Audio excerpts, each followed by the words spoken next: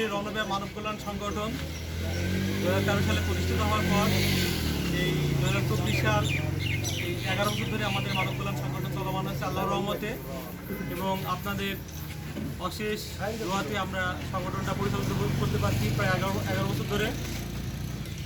আমরা প্রতিবারই রণব্যা মানব কল্যাণ সংগঠন থেকে দুইটা ঈদে, রোজা ঈদ এবং কুরবানি ঈদ, ঈদুল ফিতর এবং ঈদুল আজহাতে আমরা গরিব অসহায় এদের মাঝে আমরা সংগঠনের পক্ষ থেকে ঈদ উপহার দিয়ে থাকি।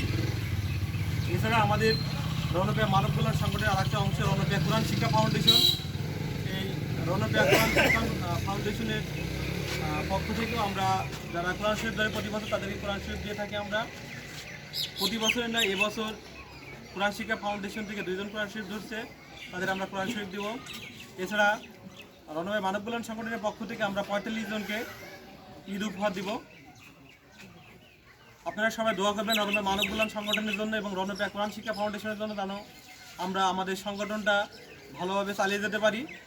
আর আমাদের সংগঠনটা টোটালি অরাজনৈতিক এবং অলাভজনক প্রতিষ্ঠান। আপনারা মনে করতে পারেন যে এর কোনো রাজনীতির কোনো ছত্রছায়া নাই অথবা কোনো লাভজনক কোনো কাজ বা এই জাতীয় কোথাও আমরা জড়িত নাই এবং টোটালি আমরা ফেয়ার এবং সুন্দরভাবে সংগঠনটা পরিচালিত করে আসছি। ইনশাআল্লাহ ভবিষ্যতেও আমরা সংগঠনটা পরিচালিত করব। তবে আপনাদের কাছে আমার দোয়া চাই এবং আমাদের সংগঠনের তো দোয়া চাই যেন আমরা ভালোভাবে সংগঠনটাকে পরিচালিত করতে পারি। এবং যারা আপনারা নিতে আসছেন, আমরা আশা করব পরের বছরে বা কোরবানিতে অনেক বেশি দেওয়ার চেষ্টা করব। আমরা প্রতি বছরই চেষ্টা করি। যখন আমরা 13 সালে সংগঠন প্রতিষ্ঠা করি সেই সময় মাত্র 8 জনকে আমরা মাত্র শাড়ি লুঙ্গি দিতে পারছিলাম।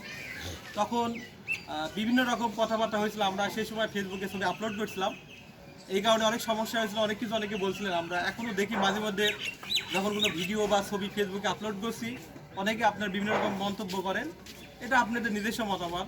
কিন্তু আমি একটা দেখলাম যে সূরা আল বাকারার 274 নম্বর আয়াতে বলছে, যে ব্যক্তি দান করবে সে প্রকাশ্যে গোপনে দিনে রাত্রে যে কোনো সময় দান করতে পারে, যদি তার দান করার ইচ্ছাটা সহি থাকে বা শুদ্ধ থাকে। তো অন্যান্য সূরাতে আল্লাহ পবিত্র কোরআন শরীফে এরকম ব্যাখ্যা দেওয়া আছে। তো সূরা আল বাকারা থেকে আমি এটা দেখলাম। তো আপনারা অনেক সময় মনে করেন যে আপনারা এই যে দান করার সময় ছবি উঠাচ্ছি বা কোরআন শরীফ বিতরণ করার সময় ছবি উঠাই, অনেকে খারাপ মন্তব্য করেন, কিন্তু এটা পবিত্র ধর্মে ব্যাখ্যা করা আছে। এটা যদি আপনারা সূরা আল বাকারা পড়েন, ওখানে 274 নম্বর আয়াতে একদম সুন্দরভাবে ব্যাখ্যা করা আছে। আর এই দান করার ফলে আমরা কিন্তু সহি বলে, আপনি অনেকে মনে করছেন যে জাকাতের টাকা দিচ্ছি। আসলে একটা মানব সংগঠন কখন জাকাত দিতে পারে না।